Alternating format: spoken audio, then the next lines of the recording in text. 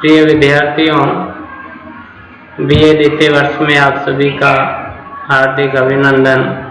कोटा विश्वविद्यालय द्वारा हिंदी साहित्य के प्रथम प्रश्न पत्र की इकाई पंचम के अंतर्गत रस संप्रदाय को शामिल किया गया है, जिसके अंतर्गत रस के अर्थ एवं स्वरूप, विश्लेषण, लक्षण, निष्पत्ति आदि बिंदुओं का अध्ययन अपेक्षित है। और इसी क्रम में आज हम रस की परिभाषा अर्थ पर चर्चा करेंगे। रस भारतीय जीवन दर्शन में परमात्मा को रसोवेशय कहकर के उसे आनंद स्वरूप माना गया है तथा जीवन का चरम और परम लक्ष्य उस परमानंद या ब्रह्म रस की प्राप्ति माना गया है। और इस प्रकार हम कह सकते हैं कि जीवन का जो मूल है वो रस है। समस्त मानव मात्र का जीवन रस के लिए ही है। मानव के समस्त क्रियाकलापों की प्रेरणा व लक्ष्य उनका उदय व रस में ही है। और काव्य के संबंध में भी एक शतांश सत्य है। शब्द और अर्थ से निर्मित काव्य शरीर में रस की स्थिति प्राण स्वरूप है, अर्थात रस काव्य की आत्मा है। और रस के बिना किसी अर्थ का परिवर्तन भी नहीं हो सकता है। भरत मुनि ने कहा है, न ही रसादृते कश्चित् अर्थ परिवर्तते। रस के अर्थ पर जब अपन विचार करें तो रस एक अनेकार्थी शब्द और वैदिक साहित्य में रस शब्द के जल, दर, वीर्य, सार, आनंद, स्वाद, सदरस, सोमरस, सुरा, शोणित, वाणी, परमात्मा आदि प्रयोग देखने को मिलते हैं।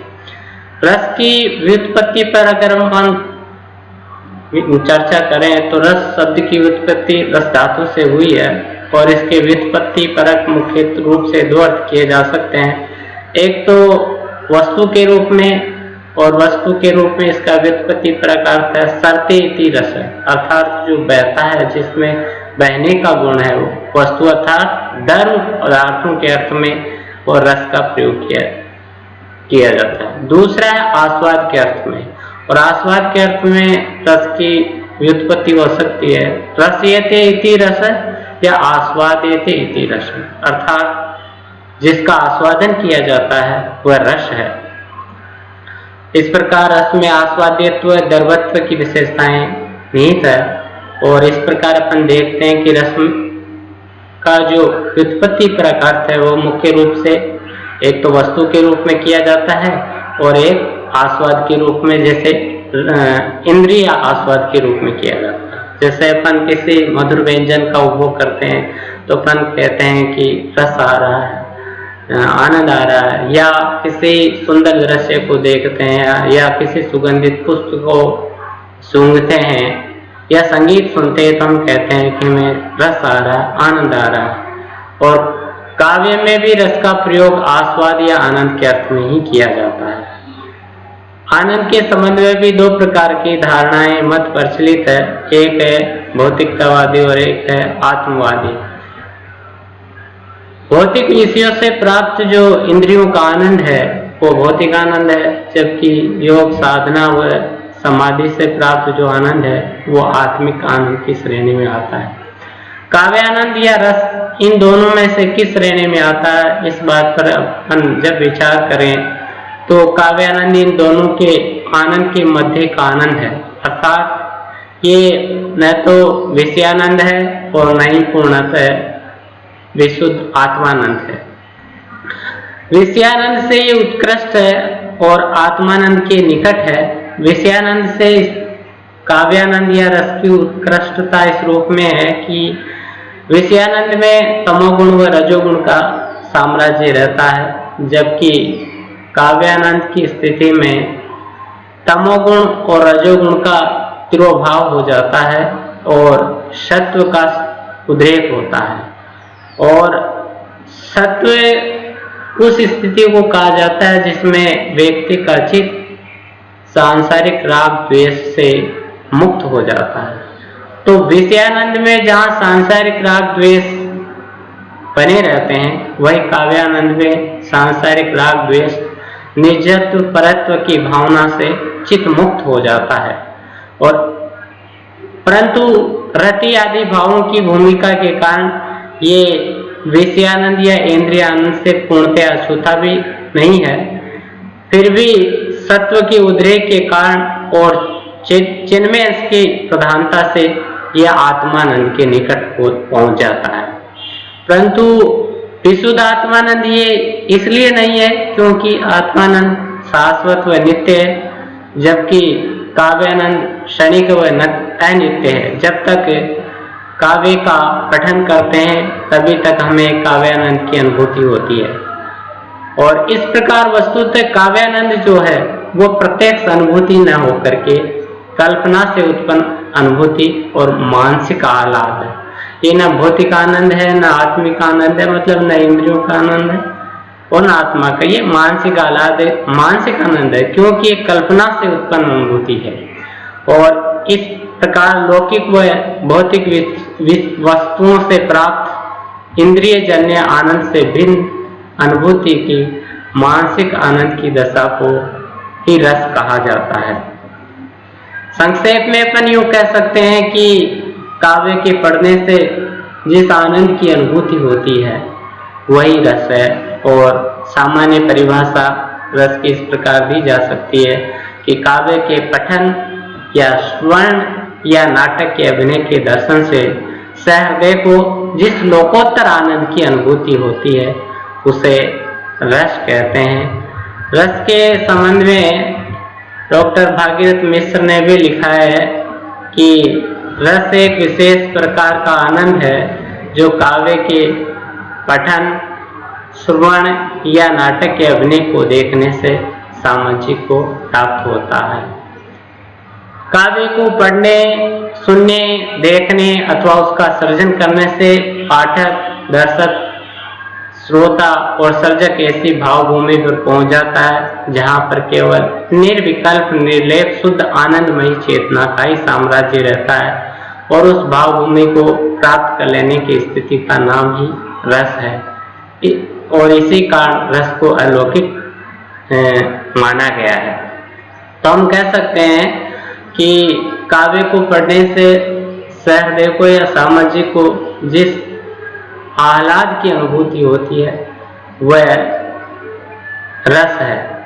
और रस विषयानंद से उत्कृष्ट है और आत्मानंद के निकट है, इन दोनों के बीच का है। इसको अपन एक उदाहरण से इस प्रकार समझ सकते हैं कि जब हम किसी सुगंधित पुष्प को देखते हैं, जब हम किसी सुंदर पुष्प को देखते हैं, सुंदर दृश्य को देखते हैं, तो हमें हमारी आंखों को आनंद मिलता है और वह आनंद या आस्वाद विषयानंद है, इंद्रियों का आनंद है।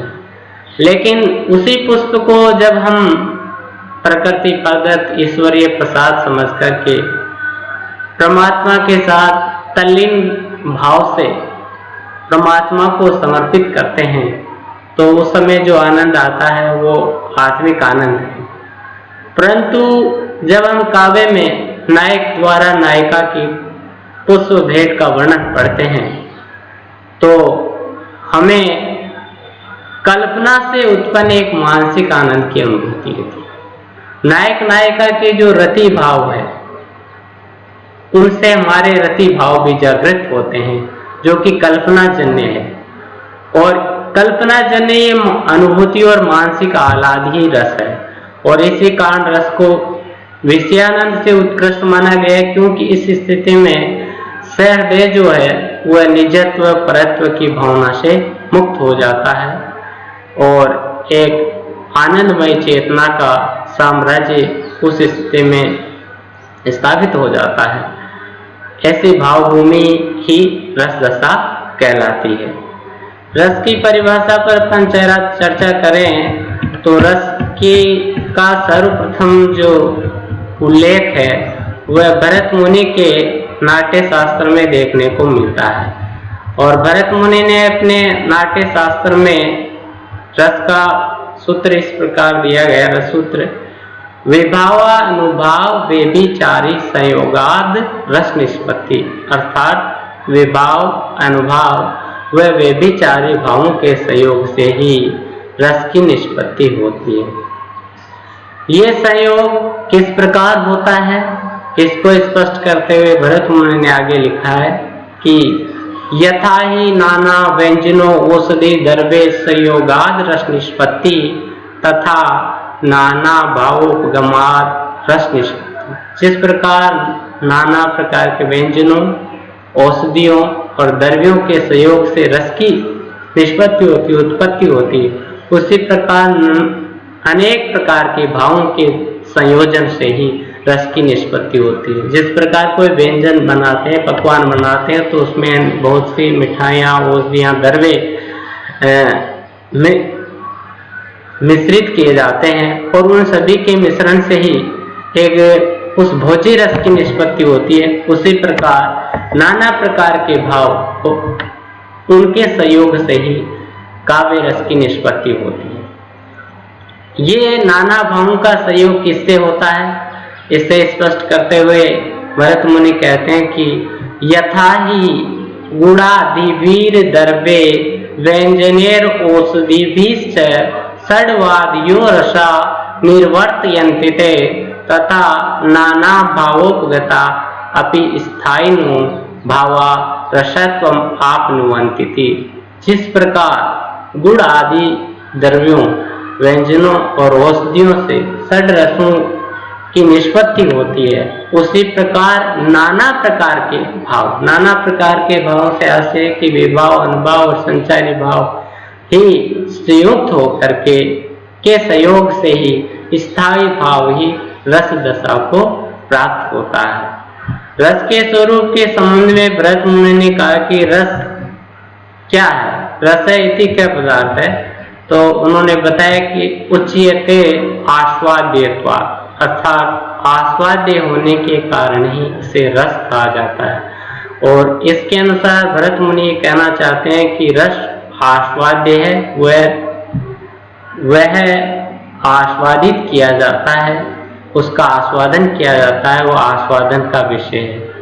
रस का आस्वादन किस प्रकार किया जाता है, इसको स्पष्ट करते हुए भी भरत मुनि ने आगे लिखा है कि यथाई नाना व्यंजन संस्कृतम अन्नम भुंजान रसान आस्वादयन्ति सुमनस्य पुरुषा हर्षादिश्चादि गच्छन्ति तथा नाना भावाभिनये व्यंजितान वाग अंग शत्रुपेतान स्थायी भावान आस्वादयन्ति सुमनस्य प्रेक्षका हर्षादिश्चादि गच्छन्ति।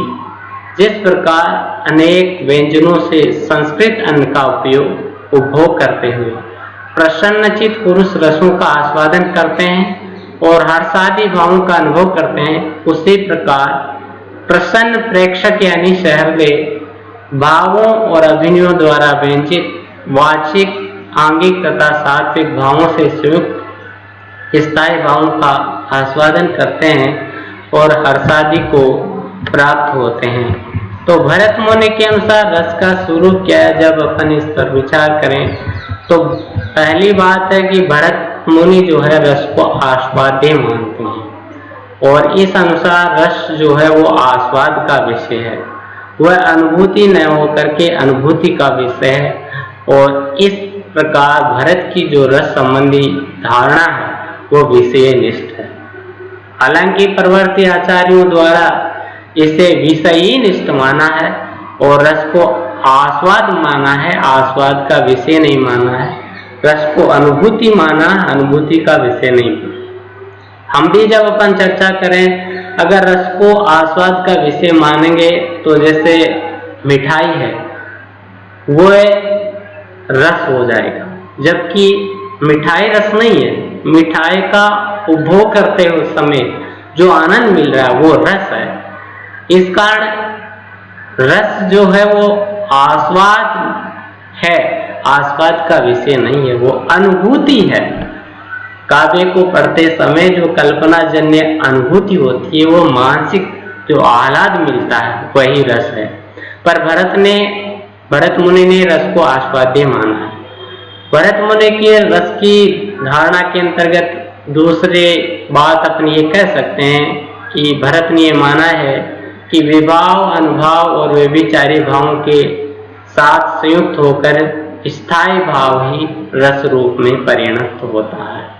अर्थात विभाव जिनको रस के कारण अनुभव, कार्य और संचारी भाव सहयोगी माना गया है, इनके सहयोग से स्थायी भाव ही रस में परिणत होता बदलता है। प्रेक्षक या सहृदय रस का आस्वादन करता हुआ हर्षादि भावों को प्राप्त होता है। हर्षादि में रस छूट गया है तो इसको इग्नोर करें आप। चौथी बात अपन ये कह सकते हैं कि स्थायी भाव रस नहीं है किंतु रस का आधार है, क्योंकि नाट्य सामग्री से संयुक्त होकर वही रस बन जाता है। उदाहरण के लिए रति भाव जो है वो रस नहीं है, परंतु नायक नायिका के सुख दुख आदि के प्रसंग में विभिन्न अभिनयों के द्वारा रंगमंच पर प्रस्तुत किया जाता है तो ये रति भाव श्रृंगार रस के रूप में परिणत हो जाता है। इस प्रकार भरत मुनि के अनुसार नाना भावों से संपन्न स्थायी भाव ही रस है, और इसे इस प्रकार भी कहा जा सकता है कि काव्य सौंदर्य या नाट्य सौंदर्य के माध्यम से स्थायी भाव की उपस्थिति ही रस कहलाती है। तो हम ये कह सकते हैं कि काव्य को पढ़ने से, सुनने से या नाटक के अभिनय को देखने से हृदय को जिस आनंद की अनुभूति होती है, और ये आनंद अलौकिक श्रेणी का आनंद है, उसे ही रस कहते हैं।